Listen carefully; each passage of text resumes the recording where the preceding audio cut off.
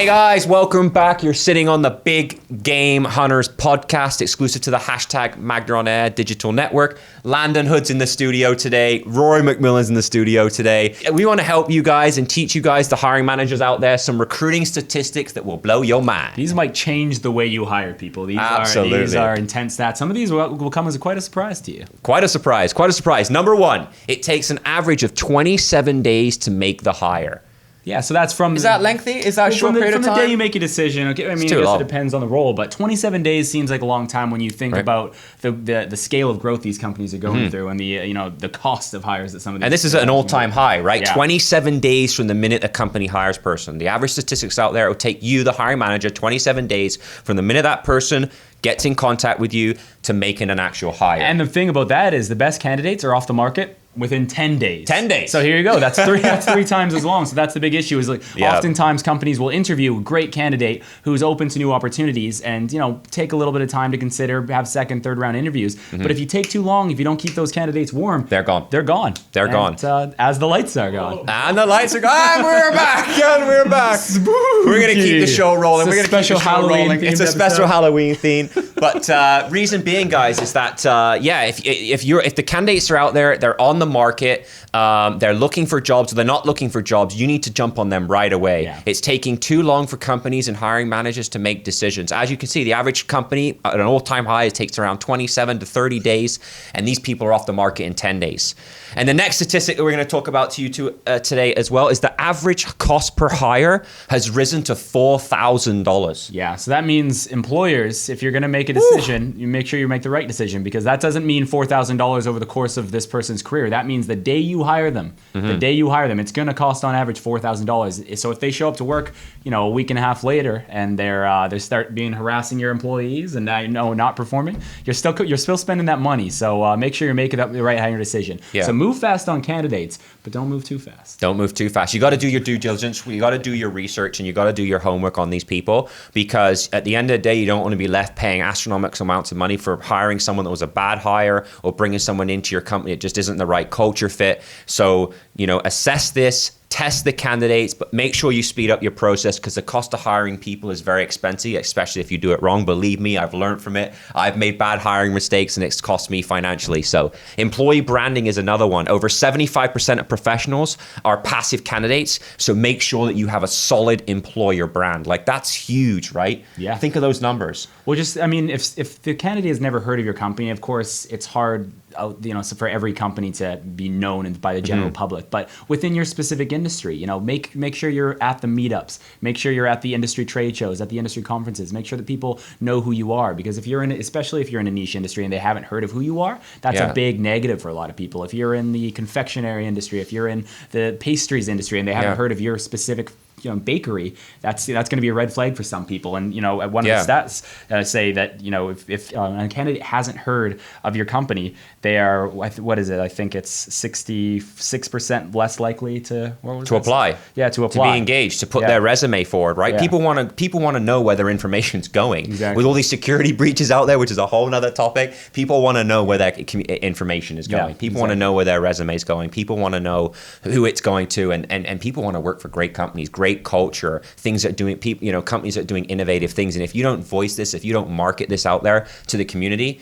and to your local market or around the world, if you're a huge company, you're getting bigger and bigger and bigger and bigger, you have to let people know what it is that you're doing, because people will be attracted to that. Well, these days recruitment is changing, right? It's 46% of recruiters see recruiting as more of a marketing thing now. It's not direct candidate reach out. It's not knocking on doors. It's not submitting resumes, accepting resumes. It's having people know your brand, going out there, making it known, putting out whatever it is, whatever initiatives you need to make sure people have heard of you, and people have not only just heard of you, but also have a positive view and assessment of your brand. Yeah, and you see a lot of great companies in Silicon Valley that just get their Series B or Series A funding. Like, we're the first to hear about them, right? Yeah. Because they're marketing their companies, they're promoting their brand, they're rebranding, they're innovative, they're continually setting the pace for smaller companies that are not getting the talent, because these companies are actually putting in their work, doing their homework, getting their name out there, attending trade trade shows, you know.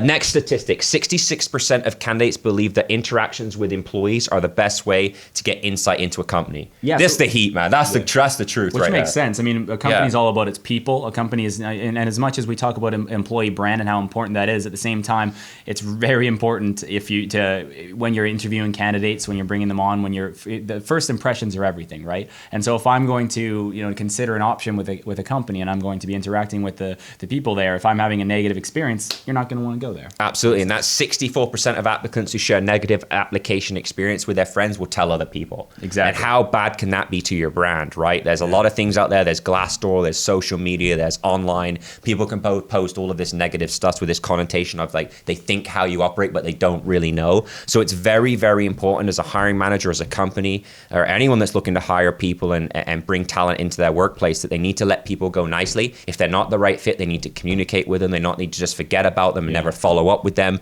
because that is the worst thing. It just leaves a bad taste in that person's mouth where they never want to even think about that company again or even apply to that company. It's like, oh, I was just forgotten about. Like, how many times do we speak to candidates, right, Landon? It's like, oh yeah, I sent my resume, they never got back to me. Exactly. I'm not interested in that. No, I don't want nothing to do with that company anymore. Companies have to operate professionally. Right. If a candidate has a negative, experience with a brand, it's just like Yelp, it's just like Glassdoor. You're way more likely to tell your people around you the bad stuff than the good stuff. Yeah. So, consistently maintain a professional demeanor. Don't slip up. I mean, as simple as, if you have people submitting to your company, set up autoresponders that say, thanks for your application, we'll get back to you if we are interested. If there's no contact, if there's no even acknowledgement that they've received your resumes, they leave a bad taste in candidates' mouth. Especially if you're a company that's getting 150 resumes an hour. You can't. It's impossible to get back to everybody. You can't get back to everyone, but like you said, set up an auto response. If you're a smaller company, do a bit of a personal touch. Thank you so much for sending in your application. Obviously, we've moved in a different direction. You won't be selected for the role. At least let the people know, whether it's on the phone, especially if you had someone going 3 or 4, 5 or 6 times in the interview process and you never contact them again. It's like, holy smokes, wow, thoughtless, reckless. Wow, I'm happy they didn't take me, right? That's kind of how they feel, and they get a bit defensive. So it's very important that you coach these people, you make them feel comfortable, because people love to be loved, right? They don't love to be forgotten about. They love to be loved. And exactly, one of the other stats is 27% of people who have a negative experience would actively discourage others from applying. So that's very important. Absolutely, because there could be, he could be good friends with a person that has a really unique skill set, and next thing you know, he doesn't apply, right? So the stats are there. Another major thing which we wanted to speak about before we close off this show is 60% of candidates have quit an application process because it takes too long. And I totally agree. When I was in the job market applying for work, and I used to go into these online portals for these big companies or even the smaller companies, they have to put in all this information, fill out this huge application. I'm like it's just too long, right? I just got discouraged, and I was just like, you know what, forget about it. Where's the email where I can send this to? Because I want to get a job, but I just don't want to spend the last 45 minutes to an hour filling out this application. People's attention spans are lower. It's 2016, my friend. It's 2016. If you're going to make people jump through hoops and hoops and hoops, it's just not going to be easy. That's why these days things like LinkedIn are making it a lot easier to connect with people. Not make them put together, go through a portal, put together a special document, a resume, whatever it is. You can do it quicker, do it faster. It's all about the connections that you make. And you're right. No, you can lose out on candidates if you make them jump through too many hoops, because oftentimes the candidates you're reaching out to aren't actively looking for jobs. They're just open to opportunities. And if you make them do too many things, they're going to lose interest. They're going to step away. So to recap the show, you want to make sure that you're making the hiring process as streamlined as possible, as simple as possible, that the decisions are getting made fast, but you as the hiring manager of the company is making smart decisions. You're doing your due diligence. You're doing your homework. You're letting people go nicely. The numbers talk, guys. The numbers talk. These are facts. This is data. This is information that we want to help you make better hiring decisions, get the best people into your company so you can grow, we can grow, and we can help everyone get ahead. Absolutely. It's the Big Game Hunter Show, guys. You're sitting here. We're coming with you shows each and every week. Landon Hood, Rory McMillan. Make sure you check us out. We're on YouTube, SoundCloud, Stitcher Radio. We are everywhere. We're blowing up. We'll see you next week.